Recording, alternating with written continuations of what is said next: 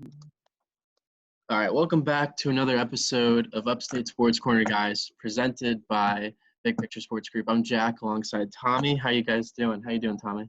I'm good, man. Just got done with my last final for the semester, so that's pretty cool. Doesn't feel That's like summer awesome. though. No, I know. Yeah, once we really get going outside, like once more stuff starts to open up, I feel like it'll finally set in the summer. But we've kind of been on an extended summer for I don't even know how I've long. been I've been I've been coasting. I'm pretty sure everybody that we're friends with can say the same. I mean, Oh, being at I home, I have zero motivation to do anything. I So know at least 10 kids, if that have been done with school since this all started. But what are you doing to stay sane during quarantine? Any new shows you're me, watching or any I'm activities? playing a lot of Call of Duty. Playing a lot of Call of Duty, trash talking kids on Search and Destroy.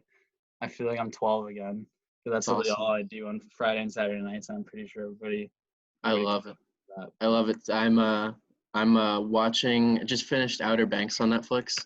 That is a killer show. If you Yeah, I haven't haven't watched watched it, that. whoever has not watched it needs to watch it. Like I promise you, this I don't know if this is gonna be a good comparison, but if you've seen Riverdale, it is like Riverdale on steroids, and I think it's so good. Has a great plot. The characters are great. Just a great show. And another one just came out. It's called Hollywood on Netflix that I watched. Pretty good. It's I thought Outer Banks was better, but it was still pretty good. But Yeah, we're I just haven't trying to. I haven't been watching any shows. I've been watching a lot of Joe Rogan pods too. I hear from everyone that Joe Rogan is like the I never used to most watch chill him, but guy. he has a lot of cool guests and I hear from kind of everyone getting that deep he's into so that stuff. chill. I'm gonna have to look into him for sure. Definitely. Maybe that's my next thing after I'm done with Netflix. But yeah, so kind of to bring in some sports stuff. MJ Doc. I thought personally, I don't know about you, these past two episodes are the best. But yeah, no, I mean, I thought the Kobe thing was cool to start it out. I think he was the most marketed athlete of all time. I think that's really cool how popular he actually was. Right, for sure. Um, but yeah, what do you think? Yeah, listen, when I first saw Kobe come on episode 5, I almost started tearing up. I was like, "Oh my God, like what is he doing?" And the fact that they all knew him at that All-Star game, like he that was his second year in the league, I guess. Like the fact that everyone had a story about him at that time just went to show like how good of a player he was and how everyone like knew about him. And I thought that was crazy. Also just seeing all, as you said, how how endorsed he was and how that be like Mike wasn't really you didn't really Something. want to be like Mike, it Yeah, seemed nobody. like. That was crazy. To think of someone that big and to see all these people like, I don't really want to live the life that he lives. Because if you think about it, the only time he really got to chill on his own was either in his hotel room, his home. Like besides that, he always had cameras around him. He always had fans around him. He always had something to do. This was honestly the most busiest man in the world. Yeah, no, Think I about it. agree. It was crazy, and like, there was that clip of him just like sitting in his hotel room just smoking the cigar. I was like, oh my Yeah, god, like that was sick. it's like I yeah, so love the and so I thing. can have peace. It was like it's just crazy to think about, and obviously we all want to be popular and have that attention, but I think too like I feel like we don't hear from Michael Jordan at all anymore since he's No, not retired, at and I all. think like that has a lot to do with it. It seems like once he took over that Hornets team, like he kind of just went downhill from not downhill. Obviously, he's making so much money from that Jordan and all other endorsements, but it seems like he's been off the radar a little bit. But I don't blame him. I mean, if you're in the spotlight for that long, it probably gets tiring after a while. So I mean, props to him. My favorite things from the episode, I don't know about you. I loved that Dream Team scrimmage that they had, the inner scrimmage one when he was against Magic and Barkley. I thought that was so funny, and that they could get so heated but still go and win. And I was a big fan of seeing Kobe in the beginning, as we already talked about. No, that was really good. The worst part about that though is my boy Christian Laettner just getting stuffed. There's that one clip, and like I don't know if you guys know, but I'm a huge Duke fan. As many people probably hate about me, but yeah, Unfortunately, my yeah, boy that's one of Christian the Laettner was things. getting stuffed and sat the bench, and I hate watching all those like because that Olympic practice is talked about all the time. Everybody just absolutely shits on Christian Laettner, and I absolutely hate it because he was just I so good mean, in college. I But, hate I Christian mean, Laettner, it's but warrant. I mean, I get it, but yeah, you just hate to see it. no, for sure. And I loved just kind of shitting on the Knicks more as bad as they are now. They had to show them getting beaten by, I think it was the 93, 94 Bulls, whatever the team was. They beat Starks. They went on to that great run, and to see it all blow away, But I to was be like, honest, damn, that's this the is most this is a pub the hard Knicks. Knicks life, man. Yeah, no, that's the most pub the Knicks have gone since. I Like, mean, a they're while. always in it somehow when they're talking about Ewing or they showed that. Like I follow the Knicks on social media and they always post something about the Last Dance, whether it was his last game at Madison Square Garden or it was Ewing or it was that series. But yeah, another bad Knicks thing. But yeah, you're right. I mean they're in the public eye now, so that was pretty cool. Also, I think they showed the Starks dunk on Jordan, which is pretty They cool. did. Yeah, so there was Yeah, that fired me up. I was reading on Twitter yesterday like some controversy around did he really dunk? I think cuz it was he it showed that he dunked over Horace Grant and Michael Jordan and there was like kind of controversy. Everyone's like, "Whoa, they didn't really dunk on him." But there was like a camera angle that showed him completely dunking over and I was like, "Yep, just ended my case." I was like, "There we go." I love that. So but No, yeah, it was I cool. did love that dunk, and And then I of love that they course showed that we too. and then of course we had the at least in our group chat, everybody at like PPSG we have it, and me and Jack were going back and forth because I mean the only thing I'm doing to entertain myself during quarantine other than Call of Duty is debate sports. Like today I was in a debate with my roommate Chris about Jeter being overrated, and obviously Yeah. I don't think Well, Jeter's overrated, but we'll that get to got we'll get to that later. yeah, That's something no. that we have later. But yeah, it's me and Tommy have. I mean, personally, I'm gonna put this out there. I'm not a huge who's better between MJ and LeBron or Kobe. Like I think every player like had their own generation of play. But me and Tom have gotten into it a lot. Tommy's a big LeBron guy. I'm not gonna say you're an MJ hater, but No, I'm no, gonna and say that's that the thing. I think people get that out of sorts. When I vouch for LeBron, I'm not like people. I feel like people think I'm saying MJ's like bad. Like MJ is the second best player ever, but what I firmly believe that LeBron is a better player than MJ. and that's the thing. You said it so true. When I go to bat for MJ, it's not like I'm bashing LeBron. Like I am a huge LeBron fan. I love the game he plays. He's such a freak athlete, and to see what he's come from and what he is now, to be this consistent king of a person is just insane. But you know, I kind of gotta go to bat with my man MJ here. Other things that me and Tommy have been doing, also in the group chat, some of the other guys are debating all-time teams and all-time duos. So that's been a big one. I'm a firm believer that the Showtime Lakers have been getting slept on, but you got to go with one of the Bulls teams to be the best, in my opinion. Probably the 96, Yeah, 97. I think it was 2017 Warriors. That was yeah. I I think mean, that was.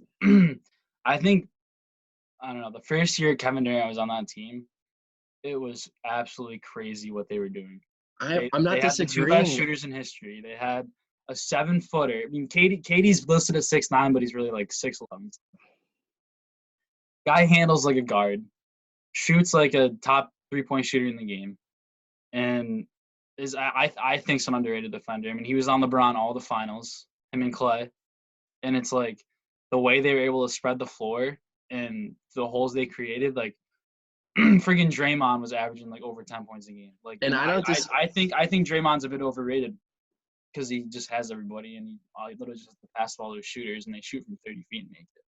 But I And think that team would beat the what was it, the 96 Bulls? yes, and listen, I don't disagree with you. I think that is a very good team. You saw how historic their run was, but you can't tell me that Rodman isn't getting all the boards and the buckets down low. You're not telling me Draymond's guard or whoever you put at center. No one's really guarding him.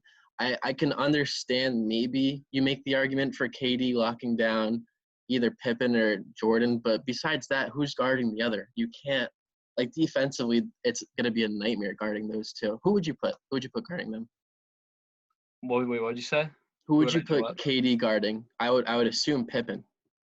Oh, I mean, honestly, I'd probably be Clay on MJ, And then but I MJ think would I think work I would Clay. rotate. I would MJ would rotate work. KD and MJ off of Jordan, or KD and Clay off of Jordan, and then just like give him rest in somebody else and just absolutely lock him down. Like And their then length who's is Pippen? crazy. Who's Pippen getting guarded by? Um, that'd be whoever's not guarding Jordan. So And Clay, either way, and dude, then either way, Steph, and then Steph, I think would just guard whoever, like Paxson or somebody.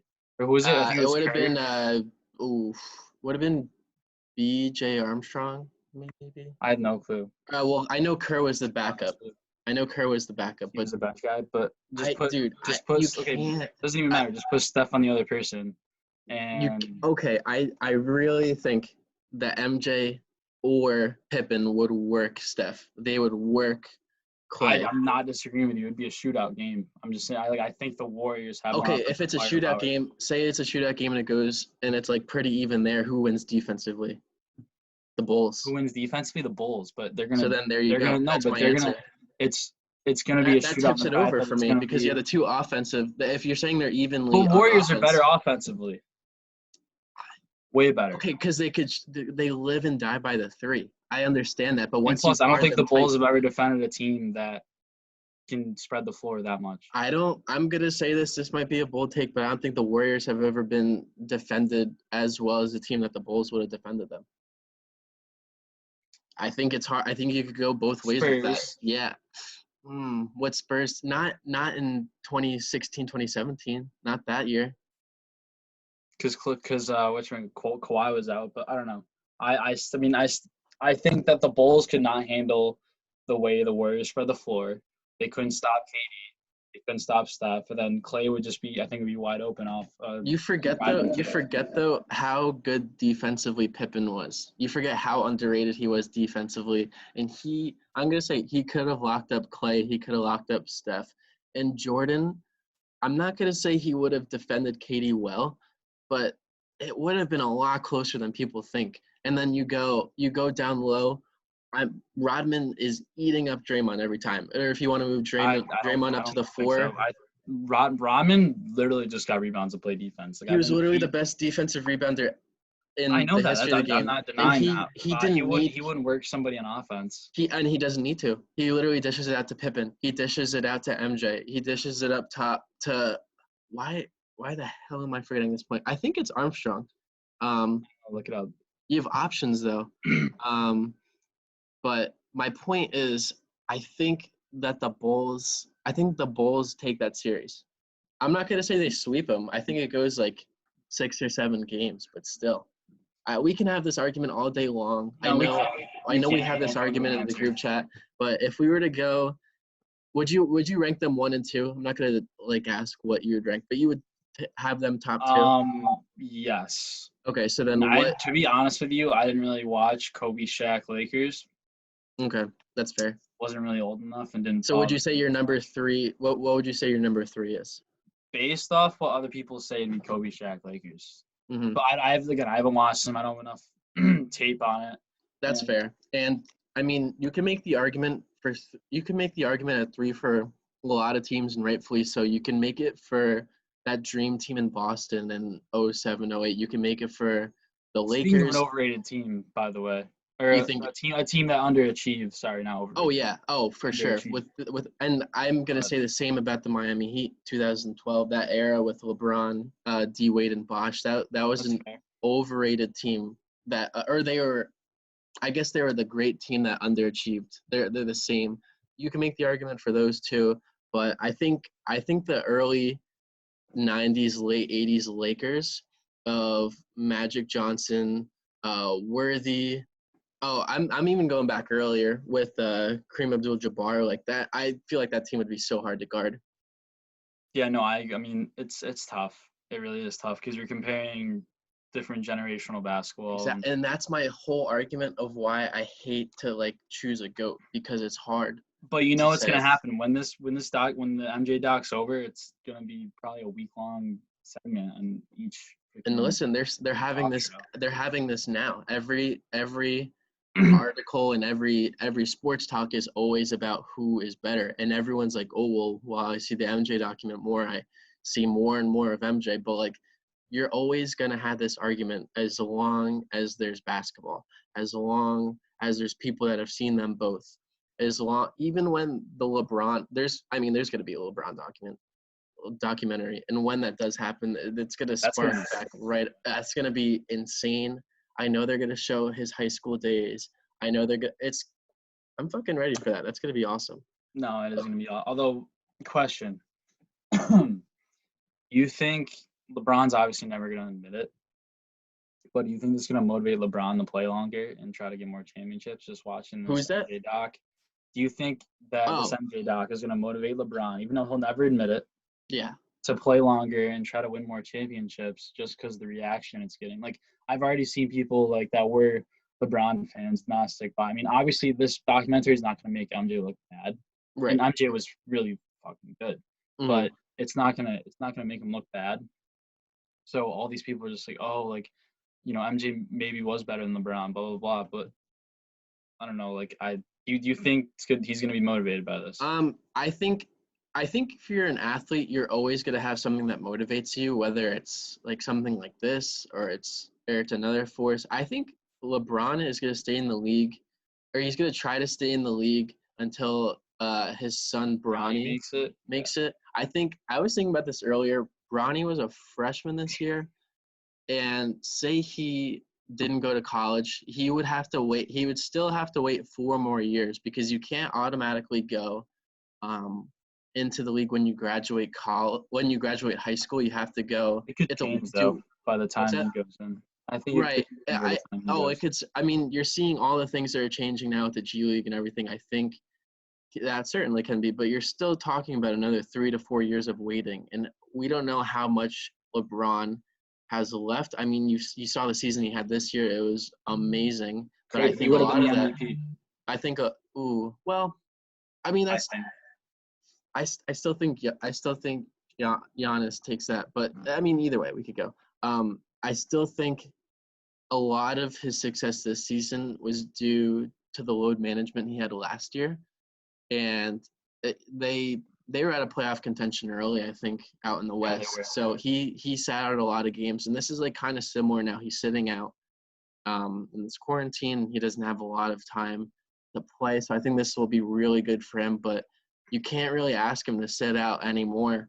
You want him to sit out more if you want to extend his playing career, but I don't think you can really ask that as a coach when you have this good team in Los Angeles now that's arguably competing for a championship. I don't know. So I think this for sure will motivate him to be in the league longer, but I don't know how realistic that will be. I really hope to see that. I mean, my biggest hope is that the Knicks keep on sucking and then they get Bronny as a pick, and then LeBron wants to play with his son. I mean, you never know.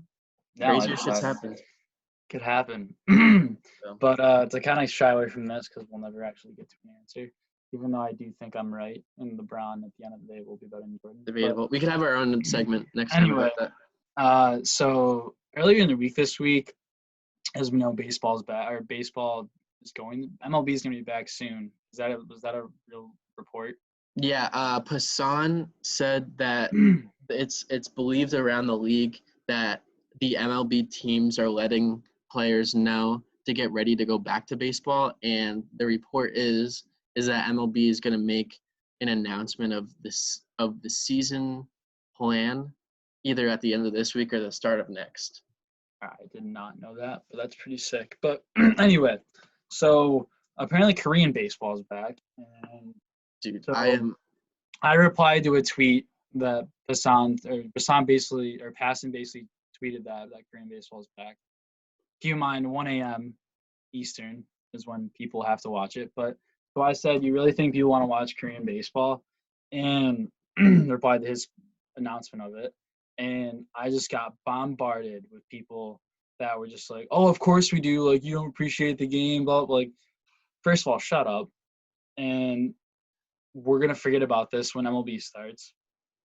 And And basically, I think I'm looking at the tweet activity right now. Got 16,000 people saw it, and there was 2,000 impressions or engagements on my tweet, my reply, and I just got attacked. And it was by all these, bum accounts with less than 100 followers that are clearly on Twitter just to, you know, debate this stuff. And I just got absolutely bombarded. And let me tell you, I am with these bum Twitter accounts, whatever you want to call them. I am supporting them.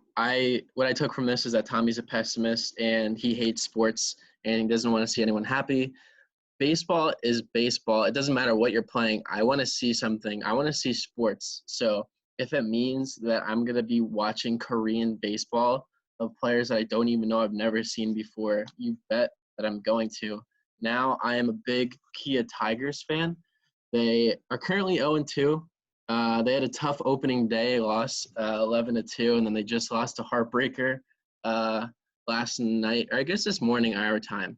The thing is, Tommy said it, they play so fucking early. Like, they played at 4:30 a.m. I'm not waking up at 4:30. I'm going to watch the highlights, and I'm going to watch the game after when I wake up. But I'm not, like, I guess there's some truth in what Tommy's saying. Like, for sure, I'm not going to be so invested in this, like, that I'm going to wake up every night just to watch them play.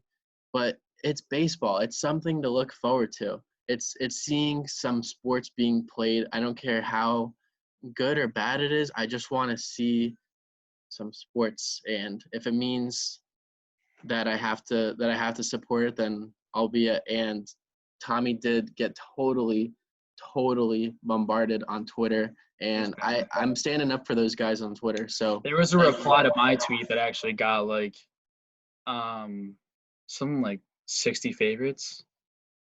It was like and these people were getting like pretty ballistic with it. But anyway, so my point here is that, first of all, why would you wake up so early to watch something that I feel like it's the personal like I don't know, feelings you have toward a certain team, like the Yankees, for example. Like in the summer, I literally plan my days around 7:00 on a weekday and 1 p.m. on a Saturday for day games. And like that like, I don't know, the connection you have with that team, the emotional connection, I feel like is why I watch baseball.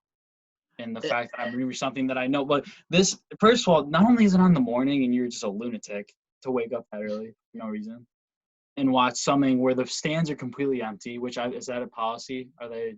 yes, they are enforcing that. But Tom, it's baseball. It's something to watch. I know, but maybe I don't love baseball enough to the fact where I'd watch the Korean baseball league with not even close to as good a players as the MLB.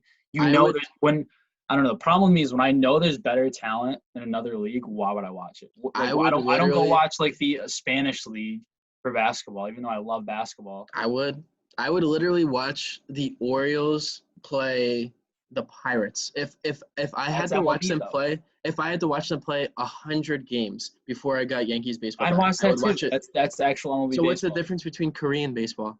You literally have ex-MLB play. Why? Why is it not? Would you say the difference? What's the difference between those? Oh, the difference is sick. You have a universal DH. You have a universal DH. Their playoff system is insane. You play every team. Because you're going to be watching this until the playoffs start. If the Kia Tigers make it to the playoffs, you bet your ass. You're going to watch it while the Yankees are on in July. Well, it's false. They're not going to be on the same time because my Kia Tigers are going to be. And then you're going to wake up at 3 a.m. and watch. No, but I'm going to support them. I have literally said I'm invested in them now. It would be bad to the fans of the Kia Tigers if I left now. That's all I'm saying. Tom, I just want baseball back. I was listening to Part of My Take today, and they were just completely joking around about it. They're NC Dino people. And they're sick. I'm not gonna lie. That team's sick. I mean, they were literally like, yeah, I'm not gonna watch it, but it's still something to support. It's something to follow. It gets you through the day. You wake up and you're like, I wonder how my Tigers did. The other things that could get me through the day that's not Korean baseball, making up it. Well, I guess I just want baseball back a little more than you do. I understand it. I don't know. Listen, it's something else to do. I'm bored. I'm so bored that I'm literally like I just want to see sports. And this is good for the sports world too. You see a sport that's coming back, and it gives hope for other sports to come back. Am I wrong I'd on rather that? play NCAA football and make my own Coach Doug's than watch this. I've been 100%. making my coach Jim Bob Scooter for the past – I'm on his 7th season now. Yeah, I've been doing that. Update us on that, Jack. Dude, it's so long story short, I started out as the offensive coordinator. You did a Coach Doug. You did your own version of Coach Doug. Yeah, so basically, so for people that don't know what this is, over at Barstool, Big Cat, he hosted Part of My Take. He started his own coach dynasty on NCAA football 14. I think he had. I'm on 13. But you can only play it on Xbox 360, PS3, the later ones. And one day I saw that and saw what he was doing. I was like, oh my God, like I have to do this. So I dug up the old Xbox. I put it in. I had 13. So I named him Jim Bob Scooter, right? Because that's a fucking sick NCAA name. And I had to go because Providence doesn't have football, so I had to go with my Syracuse Orange football. It's a team I grew up loving. Went there, and it's just been a roller coaster throughout. I've had some bad seasons, I've had some good seasons. The season before this one, I was the offensive coordinator at Michigan State, and I took the boys to an undefeated national championship season. Thank you guys. What's the difficulty on? What? What's the difficulty on? Heisman. So it's like I think it goes the highest one. Freshman, varsity, Heisman, and then All-American. I think. So I Has moved to be up. All-American. So I moved up to All-American now. I'm the head coach of Stanford, and I'm 2-0 going into a bye week. I think I played. They always schedule week 1 against like some shitty. They call it like FCS, Western, Eastern, like terrible names. So that was a blowout. Thing. And then I had a rivalry game early. I haven't been playing it in a week, so I kind of forget. But back to the original point. I'm like even bored of that. I need something to watch, and it's baseball, and I'll take it. So every night, I'd rather watch the old whatever. I think they had the Aaron Boone game on the other night on ESPN. I saw that. That was sick. That and this dumb Korean baseball that I don't know the result to, and I know that Aaron Boone's gonna hit an absolute cock shot to left field to send the Yankees to the World Series. But don't you like the uncertainty of like not knowing what's gonna happen? I love uncertainty. So then why not? I Korean love baseball? the parody, but I have no personal emotional connection towards Korean baseball. And I'm not gonna start to get one, and then in a month or 2 months of watching it, go back to MLB and just forget about it. Listen, I mean, plus it's a commitment, and I don't want to. I do have to agree. It is a commitment. You have to follow your team throughout. What was it? So I'm just a realist about this, not a pessimist. I think that's the truth in that. I mean, and I completely understand your side. And again, maybe I don't like baseball because of the pure game. I just love the emotional connection. And listen, that's not a bad reason to love the game. I mean, I will speak for you. Tommy's a big baseball fan, but I guess he's just not interested in the Korean baseball organization. Tommy's not going to be spending his October night at 1 a.m. watching the sick playoffs that they have. I'm just going to say it quickly. The playoffs that they have, so there's only 10 teams in the league, and the top 5 make it. If you're the number 1 seed, so if you've had the best record throughout the whole season, you automatically go to the championship. Like, that's your reward for finishing best in the whole time. You go to the championship. So then from there, you have 2, 3, 4, 5. 4 and 5 play in a wild card. The 4 seed starts with a one game win. So they're already up 1-0. And the 4 seed has to win one more game to make it. And so that means the 5 seed has to win 2 times in order to move on. The catch, you can tie. In the whole league, you can tie. The regular season, the postseason. How bad Korean baseball you can tie. I'm kind of agreeing. I'm not a huge fan of the tie in the postseason. You're talking yourself into my listen. point exactly. Listen. In the regular season, it's after 12 innings, it's a tie, and in the postseason, it's 15. How many times in the postseason does a game go past 15 innings? Okay, maybe like once every 5 years. So what's the likelihood of that? None. You know what are the best games? The ones that go 18 innings and you have your position Your player whole, pitching and it creates all but you this have excitement. the next day and the day after your whole bullpen shot. Your pitchers are shot. I don't think that's fun. It's a shitty game the next day. What strategy is that? It's a shitty game the next day. You have to pitch your relievers in a strategic way to keep them. So back to my point, that game goes on. The 2 seed is basically they have a lock in the semifinal. So then the winner of the 4 or 5 plays the 3, and I think it's either a best of 5 or best of 7. They go to play the 2, and it goes on from there. And the championship's a best of 7. They have the universal DH, like I said. They are pro bat flip, so that is another reason why I'm big on this league. The pitchers don't get mad when they absolutely pimp one off you and flip the bat. It's like a sign of respect to the pitchers. They just I guess they just admire it. I mean, if I was a pitcher, I'd be pissed. I don't pissed. like that either. I love the conflict. I love the conflict. You love bat flips. You love bat flips, though. I think that's sick. I love the bat flips, and then the pitcher just getting absolutely so pissed at the hitter. They don't get shamed. They don't get shamed for bat flipping. You know, it was one of the most exciting games in the past. How long? Especially for us Yankee fans. Was when I was gonna say the Jose Bautista bat flip. Was when our boy Dempster at Fenway chucked the ball at A-Rod, and we see Joe Girardi come out and just absolutely rip the ump a new one, and then A-Rod hits an absolute cock shot to center field, and just goes around the base as slow as he can and just shove it to him. That was you wouldn't see that in Korean baseball now, would you? I mean, you wouldn't see hitters get hit by the pitchers. I mean, on purpose. Yeah, and I kind of like that about baseball. I loved when CC did it. But it was more of a retaliation thing. I love it. Either way. I mean, do you think the Korean pitchers would retaliate? It depends who. I don't know. I think that's an argument that is willing to have. Again, another debate will never get an answer. I mean, I don't think we're gonna. I don't know. I even though I have an unpopular opinion, and I think people just do it to get into the social standard that you just love baseball. Like I just think Stop it.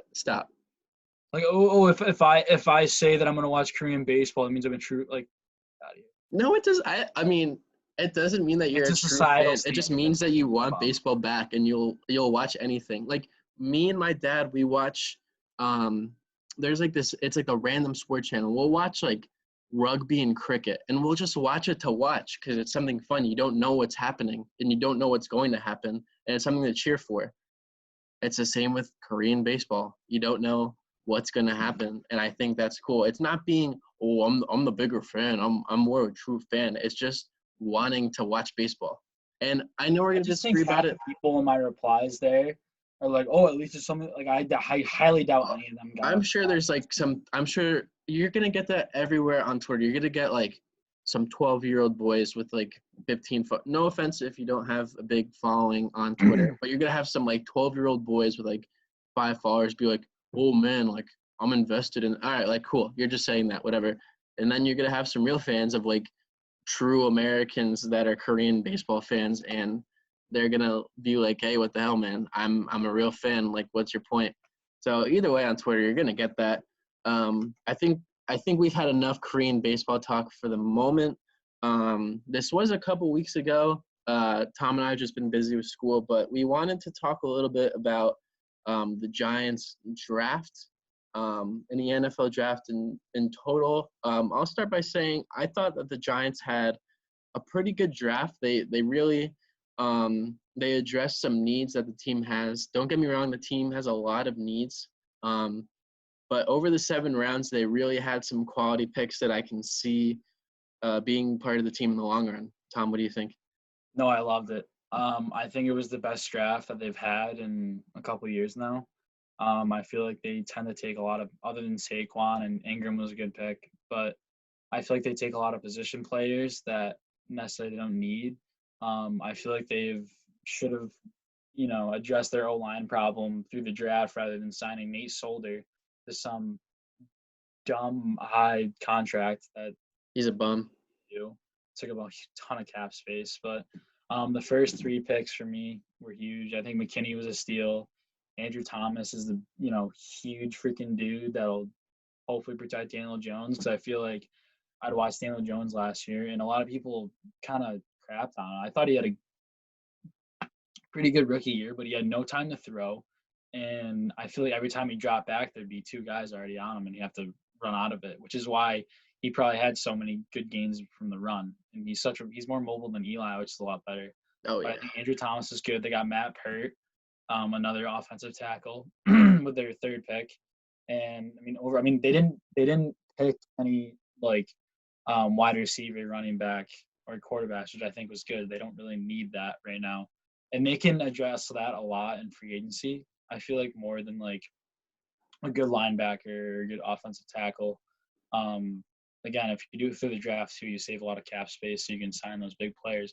Plus, you got to protect Saquon for the long run, because dude's a stud. I don't know. I've told Jack this all the time, but I've never seen an athlete, at least in football, as a running back like him. Like, he's freaking huge. And then you got to protect Daniel Jones. So Yeah. I also like too, because I feel like it gives Giants fans the confidence and kind of shows them that they're all in on Daniel Jones, which I think is good. Even last year, obviously we didn't have a podcast, but when everybody kind of hated the pick, I didn't really mind it. Again, I'm kind of a dookie, so, and I've seen him play a bit, but I thought at first he wasn't ranked high, and I don't really go really in depth to NFL, analyzing it and stuff. Not at least college basketball and baseball. But no, I thought it was a really good draft. Yeah, I mean, listen, the thing that I think a lot of Giants fans feel regarding the draft is that they always mess it up somehow, and I agree to that to an extent. I think Gettleman, his drafting years, has done a good job drafting. I think his first year was Saquon, and Saquon's obviously a great player. The second was Jones, and I think Jones is a true franchise quarterback for us. And then he just got Andrew Thomas, who seems like, to me at least, the most pro-ready tackle in the class. I'm not saying he has the biggest upside like Wirfs and Wills do, or Becton, but I think you know what you're getting with that, and it's a safe pick. It's something that the Giants need. It's something that we're not going to reach for and hope for the best. And yeah, as you said, they really addressed protecting Daniel Jones and Saquon, and protecting their longevity in football. And I mean, that's something that's so big. I feel like a lot of people didn't realize that the not building of the offensive line really restricted Eli in the past, let's say 8 to 9, let's say from 2013 and on of Eli's career. So you're looking at a good 6 to 7 years of prohibiting Eli from being that potential that we've known him to be. He's always been rushed. He's always been sacked. He's always been thrown around. You needed someone to protect him. And I've always heard hey, give Eli more time in the pocket, and the kind of quarterback he is. And it's true. If you gave him a lot more time, he's a great player. And I understand you could say that about anyone, give him more time in the pocket. But that was true with Eli, and it's the same with Jones. You were right, Tommy, in saying Daniel Jones had a good first year. I'm not saying he had the best first year ever, but we knew that there's a lot more that he can grow with, and there's a lot more he could do. He's the first rookie to throw 5 touchdowns and over 350 passing yards in a game without a pick. That's insane. And that's the kind of promise that I saw in him that I know is going to be good in the long run with a good offensive line and a good running back to alleviate some of the pressure he has in Saquon. So overall, I like this draft. I thought that the Giants, again, as I said, addressed the needs that they had to address, and I'm really looking forward to see how these guys progress in the next 2 years, especially on the offensive front with Thomas, Pert. I'm especially looking forward to seeing Shane Lemieux, the center the guard. guard that they drafted. I could see him moving to center, actually. Yeah, he might. He might. And one thing about offensive tackles too, like who are we? Like, the just everyday, common sports fan, like who are we to actually judge? Like, I don't know how to judge an offensive tackle. Like he's got to weigh like 300 pounds, and is he like 6'5" or 6'6", and can he protect? Can he like, push that's a all I truck really up? know. What? Can he push a truck down the street? Yeah, Does he look big? Can he just not let the defensive end get after Dan Jones? Like if he can do that, if he can run block well, then that's good too. I feel like a lot of times, like even I think Saquon's shown a lot too how good he is, just because we haven't had a good offensive line, and like they haven't really been able to run block for him. And if we get an offensive line that can run block, like it'll be over. And I mean, to be fair, Saquon was, even though he played most of the games, like he was hurt to an extent.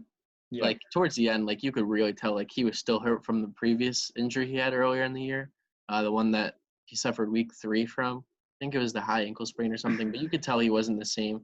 But even seeing him, let's say he was like 50, 70%, you saw how good he was and how explosive he was. And that I think that's crazy to me. It shows how promising he is. And as you said, with a good offensive line, like anything's possible. The way they say paying goes in the NFL is you pay the quarterback the highest, the guys that protect him, so like the offensive line, and the guys that rush him, like the defensive ends, the defensive tackles.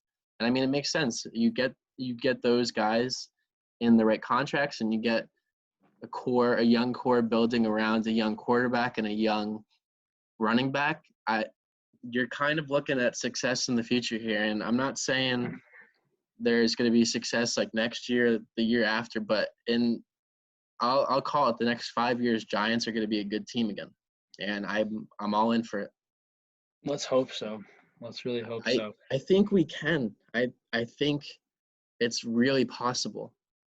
So I don't know. I agree. Also, one thing is that we did get a good draft grade from the experts. Right. But what was it like? It's just funny because they like a literally B+ or A-, something like that. Yeah, and they literally don't mean anything. And it's kind of. I was gonna say because you'll see how we just like judge these draft grades like they're freaking. And they literally judge them based off their NFL combine and like what they've played in college. And I mean, that's like a good way. Like, how can you? The combine is the biggest joke. Like, how are you're really gonna grade someone and judge them how much they could bench press, how much they like? I don't know. There's some of the tests that I'm like, you need to get rid of this.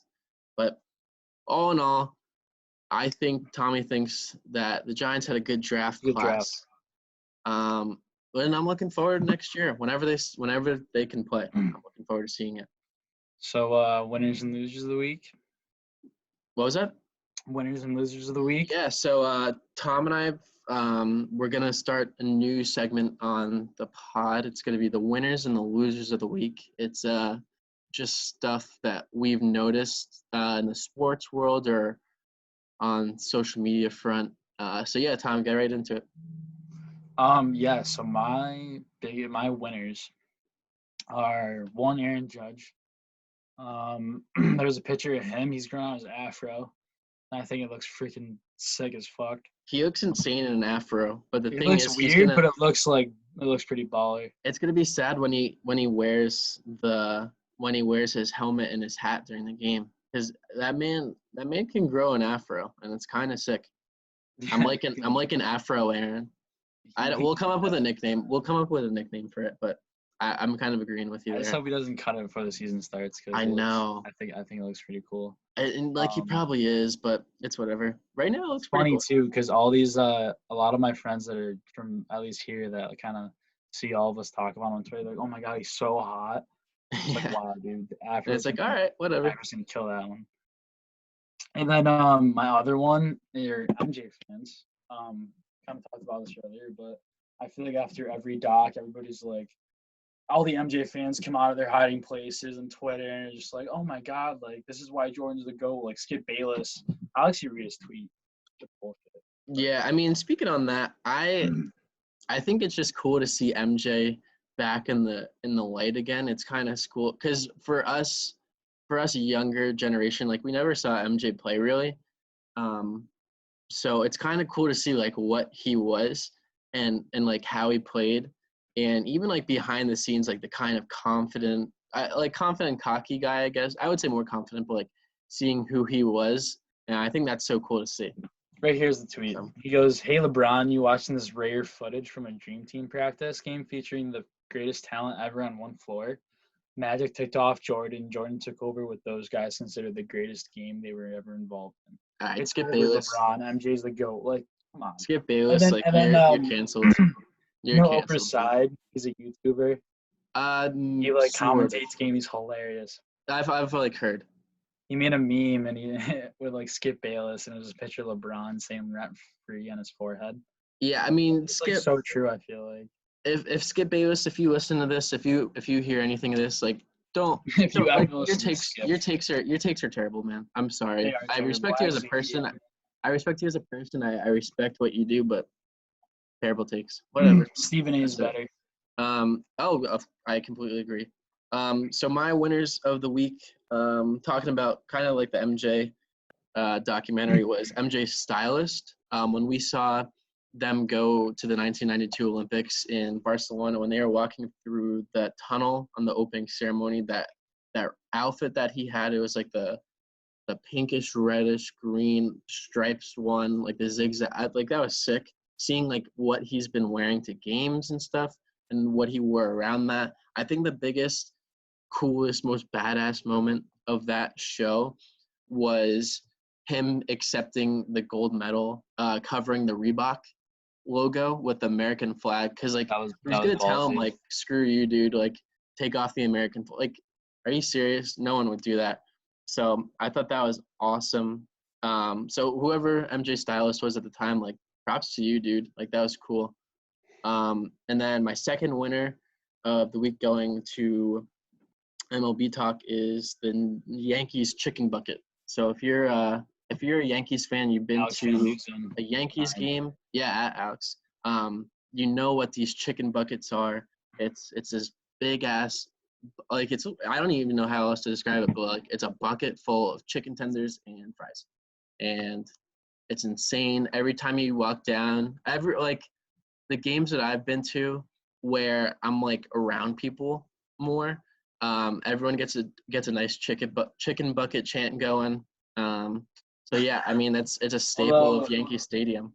So, Jack, I have a little counterpoint to that. Oh no, here we go.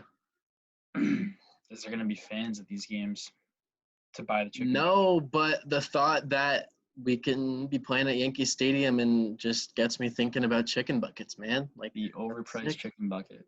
Yeah, that thing is overpriced, but I'm all in for chicken buckets, man. I mean, it's baseball, better than a stadium, chicken buckets. Oh, dude, anything Fenway sucks. I'm putting it out there. But when I think of baseball being back, I think of Yankee Stadium, and when I think of Yankee Stadium, I think of chicken buckets and the Cracker Jacks guy. Oh yeah, huge. Cracker Jacks. For my losers, first the state of Washington. There's now these killer hornets. Not only did they have the first recorded case of corona, Washington's but they now have the Japanese killer hornets. So I watched a video on Facebook the other day, and some guy, like on purpose, he like gets stung or bit by all these like different things, and he on purposely got stung by it, and he like rolled around for like 4 minutes, and the swelling on his arm was just so like, it was just crazy. I think they're the size of your palm. So like if you were to imagine like across the length of your palm here, that's the size of them. So like, right, like why are you messing with those? And like we're not catching a break from China, man. Yeah, no. Well, it sucks. Fuck Asia. But and then my other one, obviously, once again, he's been a loser for the past like 3 weeks. Jerry Krause. MJ literally hates him. Who do you think's more hated, him or Carol Baskin? So I didn't watch Tiger King. Oh my Yeah. How tough is that?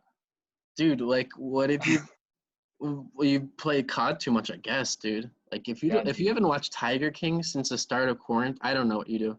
But all right, I will speak to this, and I will say, Jerry Krause is a bigger loser, by the way. I mean, it's probably you can make an argument for Carol Baskin too. Well, But wait. people listen. Didn't she basically kill the Tiger King? No. So she killed Oh, her. I'm not letting everyone know listening. This is a spoiler. If you haven't watched Tiger King, don't listen to the who next cares? It's 30, 45 seconds. She allegedly killed her husband and fed her husband to the tigers. So now the Tiger King, Joe Exotic, she's an animal rights activist, so she's always hated Joe Exotic, and he's always hated her. So it's been a beef, but he's always like talking about how much he hates Carol Baskin. So I think we're gonna have to do a poll on the BPSG Twitter. Well, we'll do that later.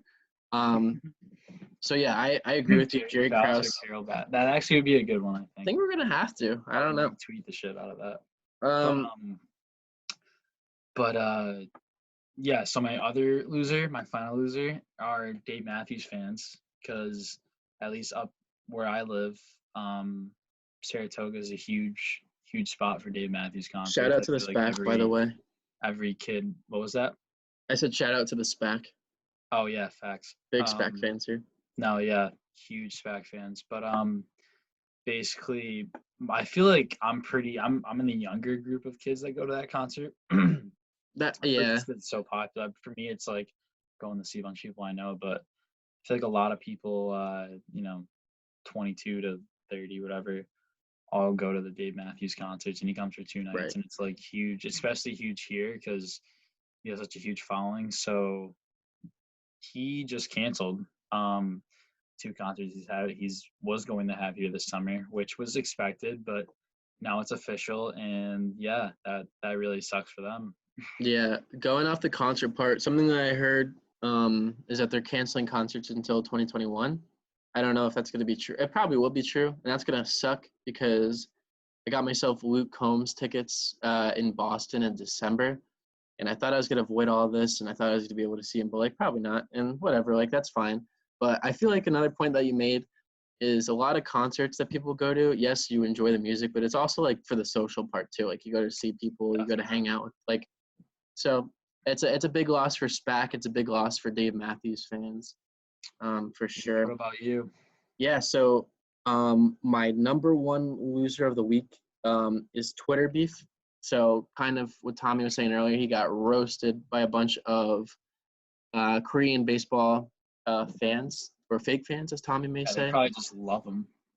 Could be, you never know. And recently, in the past 24 hours, backstory, I think it was Carabas. He tweeted something about how Nomar Garciaparra was the better shortstop than Derek Jeter. It was like a 6-year span that he gave, and I called bullshit on it. I quoted a tweet with a pic of Jeter with his 5 rings. I was like, all right, I'll shut the fans up.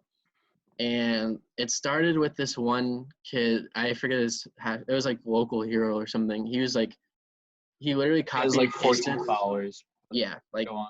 All right, cool, man. You go off. He copied and pasted what Carabas said, like the stats comparing Nomar to Jeter, and I was like, dude, what are you? So we got into it, out of it, it was over. He was talking about how it was like a team sport. And I was like, yeah, whatever. And then he brought up some individual thing. And I was like, oh, I thought it was like a team sport, something. We were going back and forth, and it was over. And then we woke up this morning, or at least I did. I'm waking up a lot later now. I'm waking up around noon. I know Tommy and our friend Chris, he wakes up earlier. But he had the nerve to say to me, Tommy, and Alex that Jeter is the most overrated player of our time. And I was baffled. I was like, how can you say that? Was he the best shortstop? Well, Like, I think his maybe. point was that so basically he thinks that us Yankee fans way overhyped Jeter for what he actually was. And obviously we're biased and he's my biracial angel. Yeah, But he's the best. that's a quote from the other guys if you didn't know. Yeah, that was a quote from the boys of 161st Street. I think that was Luke who said it. Shout out Luke if you're listening. Well, he probably said it from the movie though. You know the movie The Other Guys? Oh, the other guys, yeah. Oh, that's right. Yeah. When he's like, "Oh, I'm an idiot. You fucking shot Derek Jeter," and then he calls him a Yankee Clipper. I think I watched that for the first time like 2 or 3 months ago. So yes, Yeah, I'm kind of remembering it. It's so funny and like that's anyway. Yeah. But so that's what Chris meant, and I said that we basically don't. Also, keep in mind he's a Red Sox fan and just I feel like part of the reason he did it was he knows that I'm gonna get fired up about it. Oh, and like I think we have to. Like we can't just let that go, especially on Twitter. And to my point, he we said he was like, and this is like fact. This is like a true fact that he was one vote away from being a unanimous Hall of Famer, and you can't take that away from him. And he said something like, "Oh, like that didn't meet," or something along the lines of like it wasn't impressive, or like maybe it was impressive, but like he was so overrated.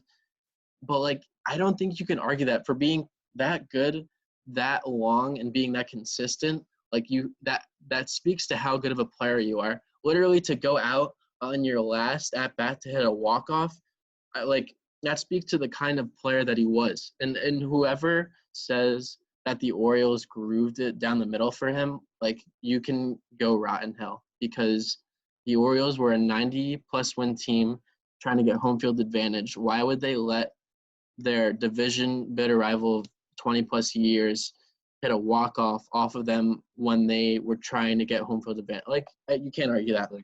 I think the biggest stat for me is that he's the leader in postseason hits, and the guy has 5 rings. Yeah. And a lot of people leave that off. Sorry, Nomar. Stats off. Sorry, Nomar got a hit off a minor league pitcher in July when they're up 10 runs and Jeter didn't. Cool. That's why he had a better average, and it was Nomar. Good for you, dude.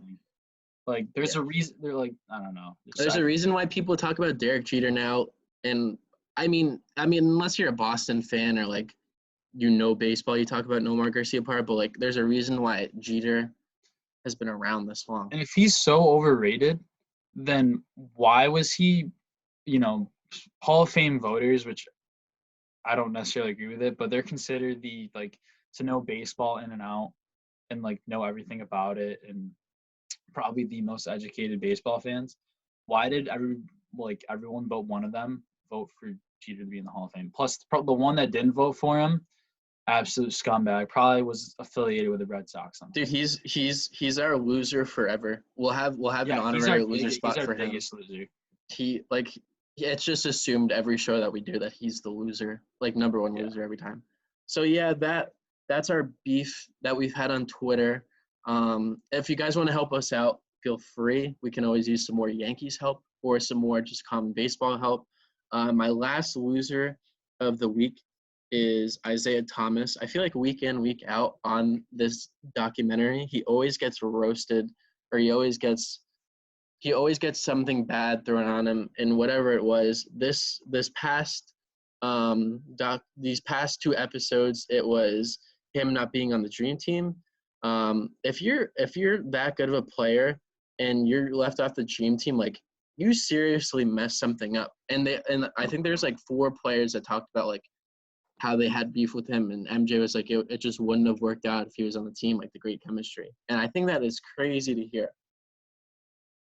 Yeah, definitely. I definitely have to agree. It was kind of crazy. Obviously, I think Isaiah is a bit over. I think the old Isaiah hates a bit overblown. How much of a dick he was. I agree that Michael Jordan hates him. I understand why too. But I just feel that his hate is sometimes not really warranted I think it's more of like the product that he was he was a part of the Bad Boys. I feel like that gave him the bad rep too, and like the end deservingly. of when the Bulls finally beat him, he was And they walked up the court. Yeah, that was scummy too. You know, that was Lambier's idea, and Bill Lambier's the biggest bitch like out there. Behind Leitner for me, but that's not the point. Yeah, that's and Grace now. That's not true, but but I think you're right in that he's a tad it's a tad overrated for the hatred towards him, but I still think there's some truth to that. If you're leaving him off of arguably the best team that's ever played for America and even in this world, like to leave him off of that and for him to be probably best guard or one of the best on that team and deserve to be on it, that's saying something about you. And we see, again, as I said, week in, week out, we see he keeps on getting shitted on during this. So that's all I have for the winners and losers this week. Tom, you have anything else to say? No. Obviously there's not a lot of stuff going on right now, and hopefully that picks up. But yeah, I know. Well, for everyone listening, we hope you're staying safe. We hope that you're enjoying whatever you're doing, whether it's watching Netflix, playing COD, watching Korean baseball. If you are, let us know who you're following. But to close out, this has been a really fun episode of Upstate Sports Corner, presented by Big Picture Sports Group, and looking forward to doing this again. See you guys. Thank you.